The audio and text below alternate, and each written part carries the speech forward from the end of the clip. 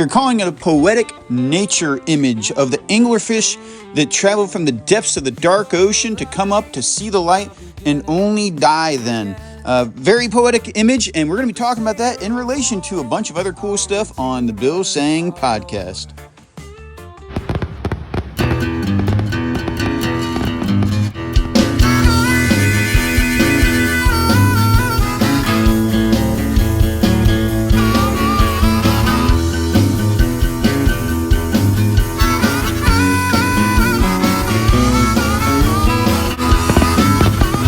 Who knew that an anglerfish would be the basis for an episode of anything? I mean, don't get me wrong, anglerfish are pretty cool fish. I mean, they're about as ugly as you can possibly get, but still fascinating and used in many ways for different designs for horror movies and so forth. Their faces are just worthy of something in a film that is horrifying because of the long teeth in front, just a very unnatural look to it. And plus, on top of that, they live in the darkness.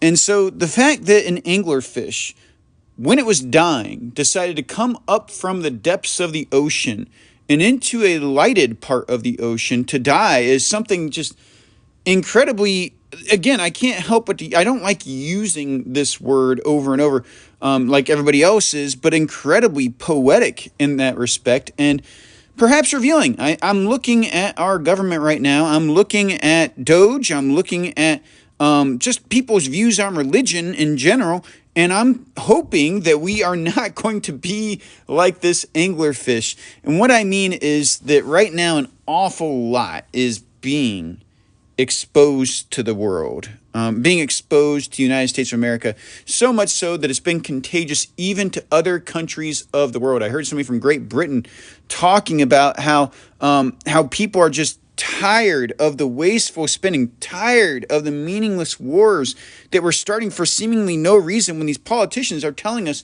they don't want war, and yet we're waging war essentially for no reason.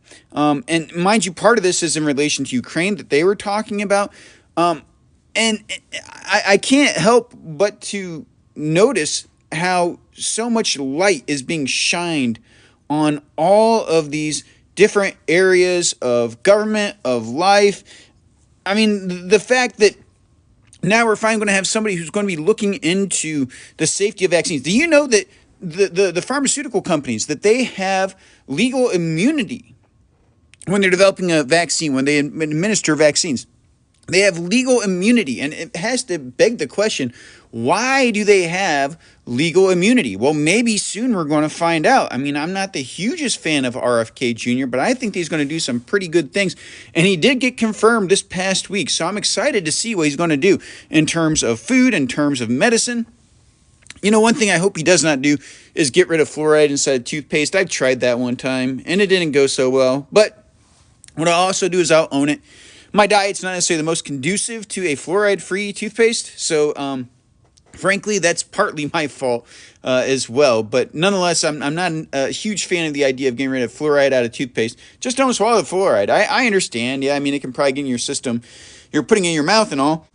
And if it's in your mouth, odds are it's probably ingesting into the other systems of your body just by virtue of the fact that it's inside your body. It's inside your mouth. Your mouth is intended to ingest, and so it's going to start processing and digesting what it is that's there, and fluoride is not supposed to be one of those things inside of your body. Nonetheless, I'm really hoping that we do not get rid of fluoride in toothpaste, because like I said, that's something that I think that's crucial to brushing our teeth and preserving our dental health. But who knows, maybe I'm wrong on that. I could be wrong on that. But one of the things that I'm talking about as well is I've seen a lot of people complaining about Doge and the Trump administration. One of the memes that I saw put out there is we have money to buy Greenland, but not enough money to be able to buy free lunch for kids at schools. Let's rest there for a minute. I remember, and I don't remember this explicitly myself. By the way, the 17th of February was the death of Rush Limbaugh back in 2021, I believe it was. So that was the death of Rush Limbaugh, and I'm going to quote him again because he brought up this point quite a few times about how the liberals like to pull at our heartstrings and try to coax us by making us feel bad about what they claim are the ramifications for certain policies. And back in the 90s, when the Republicans took, what was it, the House of Representatives, I believe it was? Yeah, the House of Representatives, that the Democrats were saying that the Republicans wanted to starve school children. They didn't want them to eat at school. They wanted them to starve at school. And they had children write letters to congressmen saying, I don't want to starve, saying, why are you starving me? Why is it you don't want me to eat?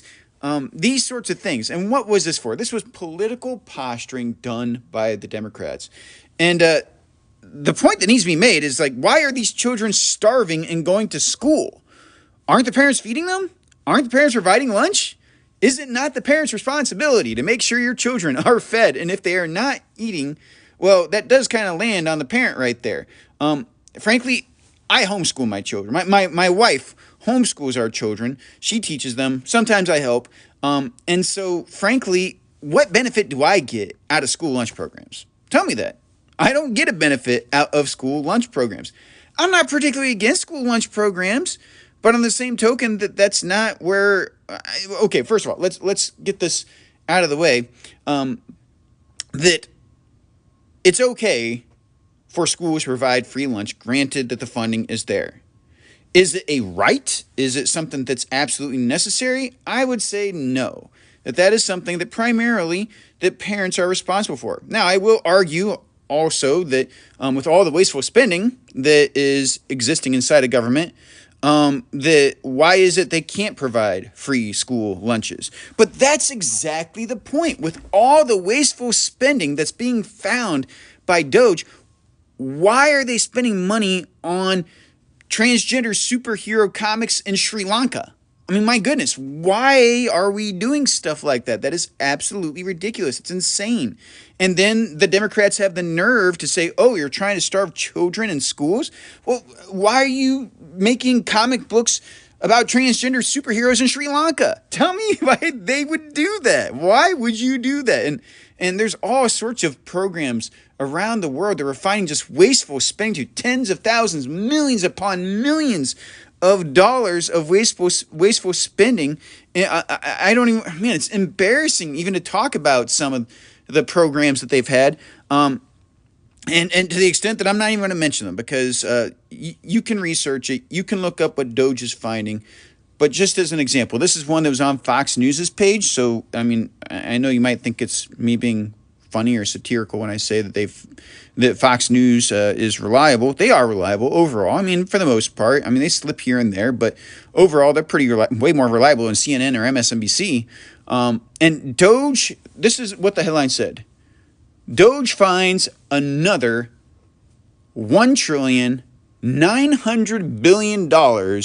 of misplaced tax dollars from the Biden administration. Did you get that?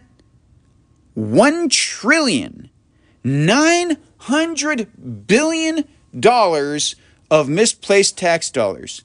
And if that's not enough, the word right before the $1.9 trillion of misplaced tax dollars, the word right before that, another. What is this? This is one of those things I will never understand worth the life of me. When I see Democrats that are just, when I see people of a liberal mentality that want all these good things, and they are good, they do actually want good things for our country, for our people, for our children, and so forth. But when they see a headline like $2 trillion of misplaced, what does that even mean? They can't find it? Where'd it go? $2 trillion? How did you lose $2 trillion? And the word another, is that implying that there's $4 trillion of misplaced tax dollars? Where is that going? Why are they getting away with this? Why don't you care about it? You know what could pay for free lunch programs across America? $2 trillion of misplaced tax dollars. If not $2 trillion of misplaced tax dollars, $4 trillion misplaced tax dollars. Okay, do you get the picture? Donald Trump, Elon Musk are not the bad guys here. Right now, they are working toward a solution, and I am really happy that they are working toward a solution, because we should not be having $1 trillion, $1 billion.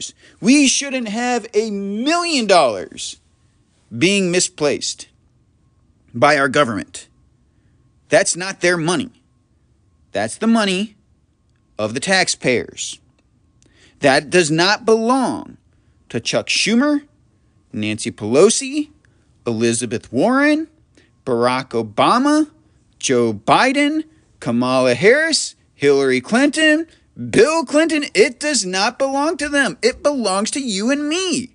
So how about you write a letter to them saying, hey, could we maybe put that $2 trillion of misplaced tax dollars towards school lunches? That sounds pretty good to me, quite frankly. And you know what? I am a capitalist.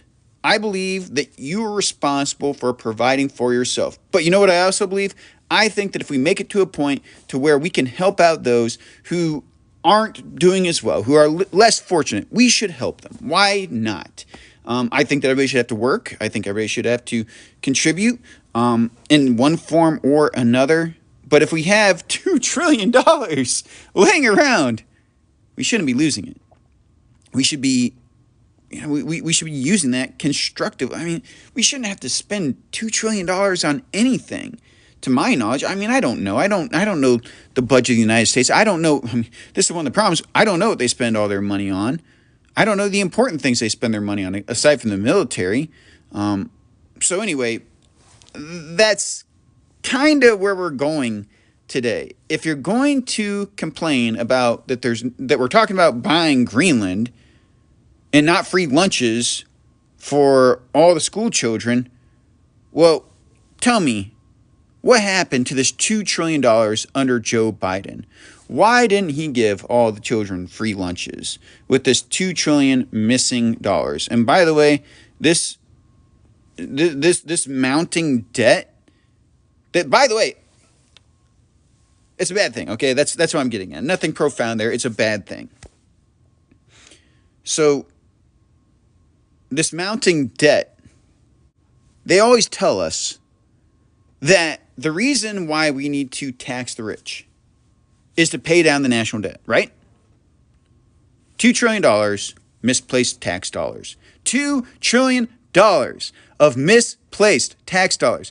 Is that money, the tax dollars, whether it's from the rich or from the average person, $2 trillion were misplaced?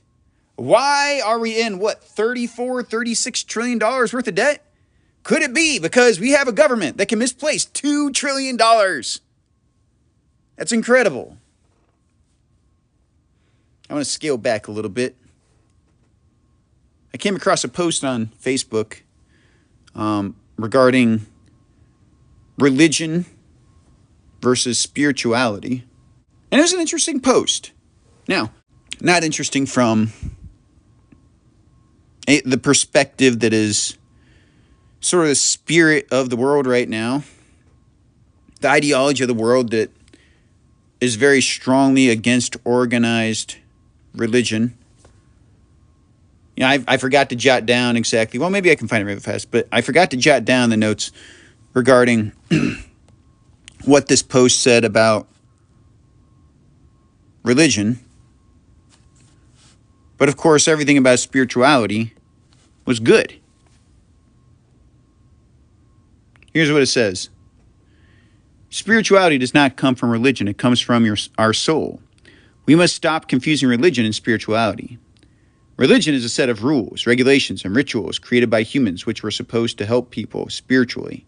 Due to human imperfection, religion has become corrupt, political, divisive, and a tool for power struggle. Spirituality is not theology or ideology. It is simply a way of life, pure and original, as given by the Most High. Spirituality is a network linking us to the Most High, the universe, and each other. And this is from somebody, Haile Selassie, maybe? I can't tell. The first? Haile Selassie the first? I don't know. You know, this is one of those hard things. The word religion, it can be applied in numerous different ways. what this post is implying is that spirituality is pure. Spirituality has no agenda. And yet, when I read this, it says that spirituality is not theology or ideology. Right there is actually where it starts to lose me. And that's because we have to be careful when we are talking about spirituality versus religion. Because religion can be defined in more than one way. Religion isn't just religious practices. In fact, I think that mostly today, the way that we look at religion as being a formal, structured mode of worship, essentially. Like church is considered to be religion, right? Or, doing something, I don't know, the Lord's Supper. People might consider that to be religion. The Ten Commandments, people might consider that to be religion. Now, the funny thing is, you get into like Buddhism and Hinduism, and you don't consider their religious rules and such to be religion, so to speak. I don't know why. For some reason, they get a pass on it because they are considered to be a spirituality and not a religion, so to speak. Well, not necessarily. If you call it Buddhism, then it becomes a religion. If you call it Hinduism, it becomes a religion. But if you simply talk about it in terms of the universe, when you talk about it in terms of just spirituality, then it's no longer a religion in their eyes.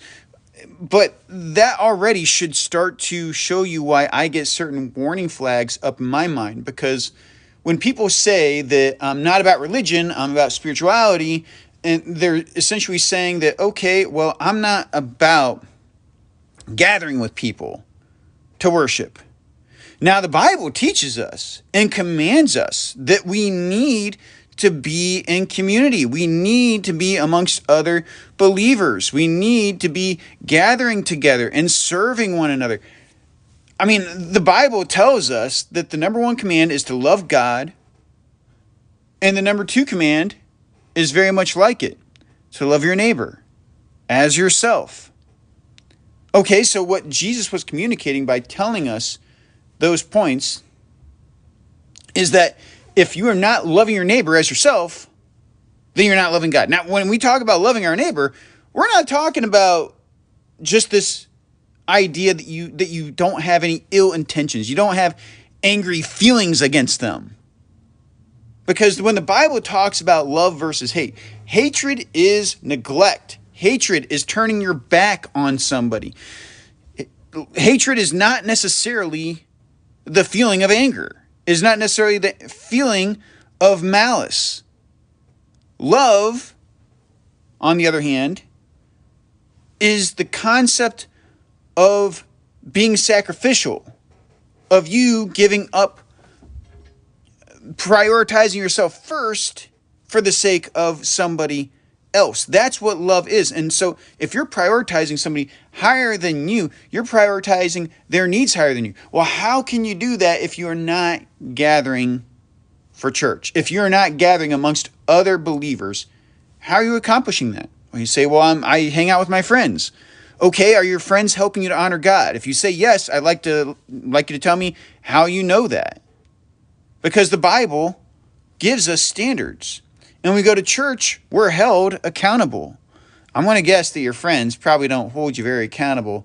The friends you casually hang out with probably don't hold you very accountable to your relationship with God.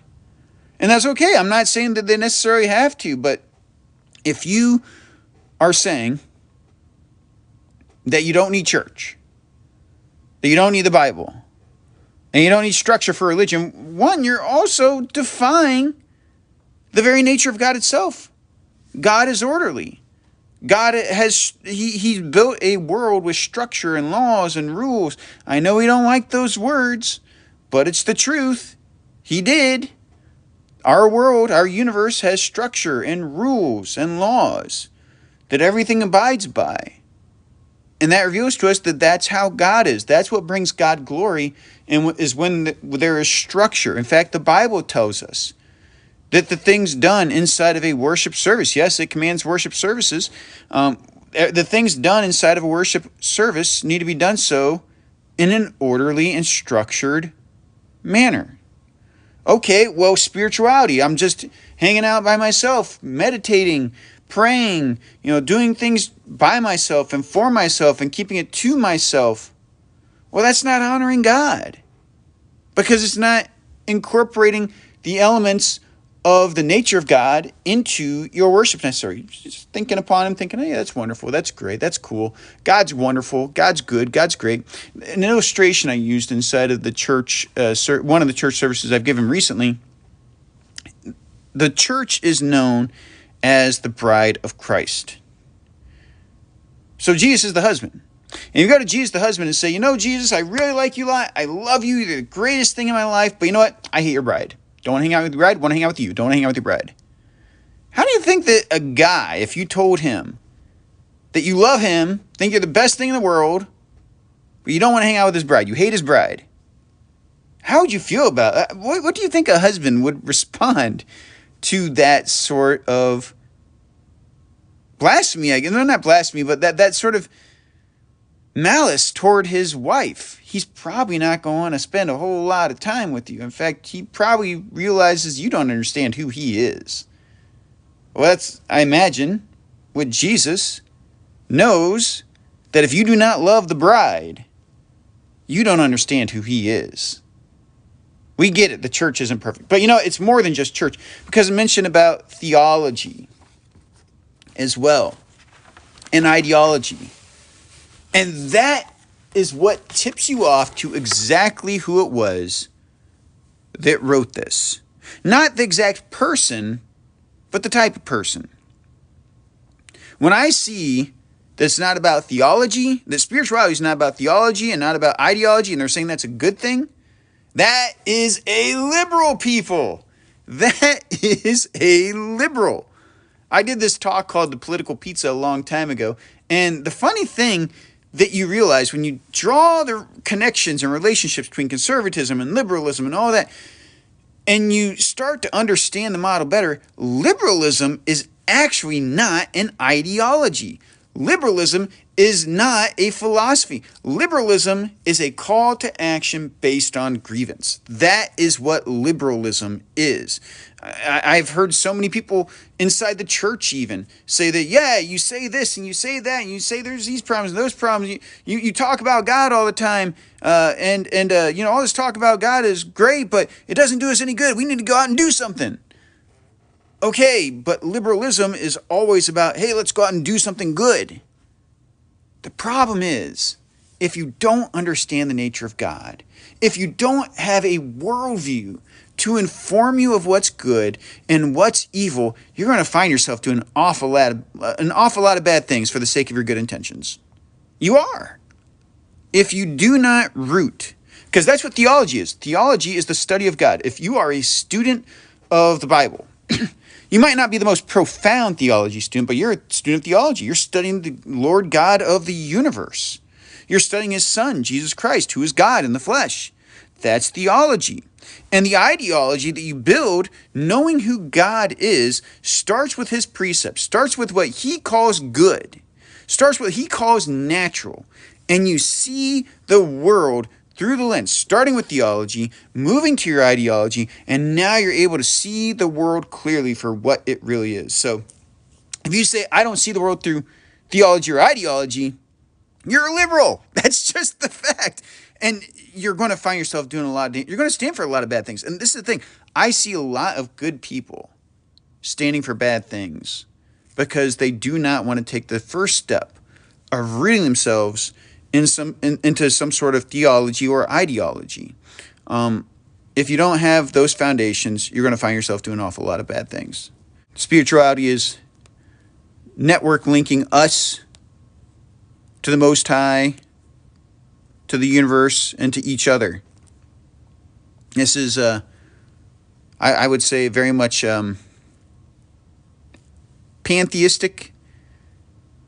Maybe a little bit different from that. Maybe panentheistic.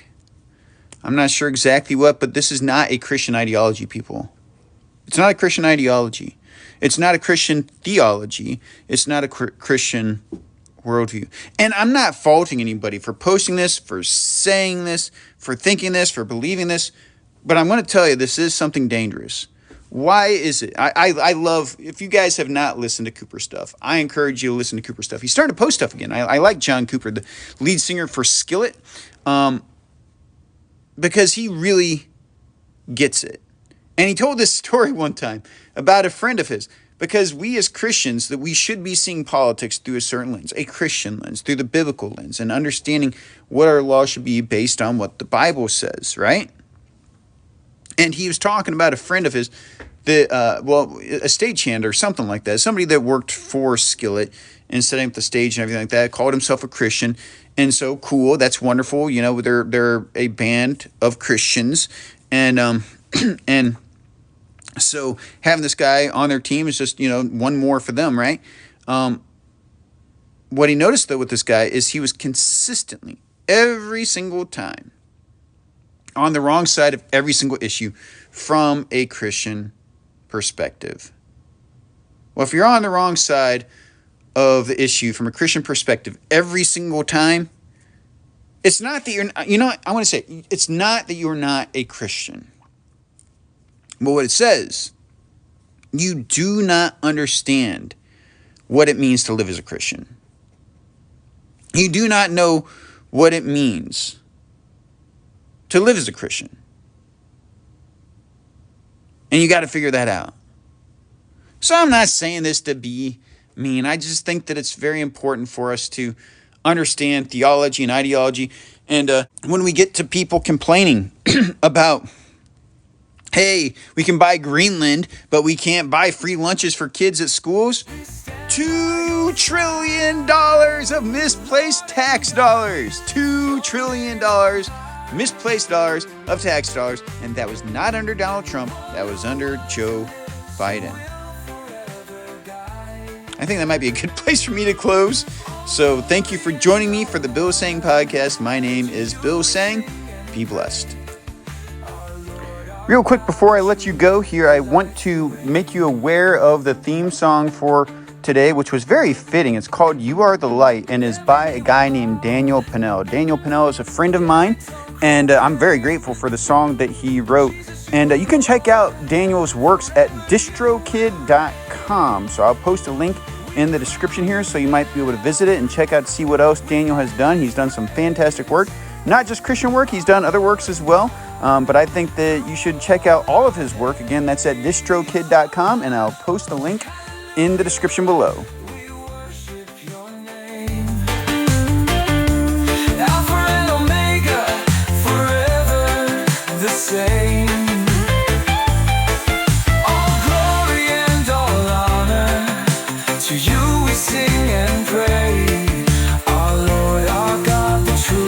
The life, the way.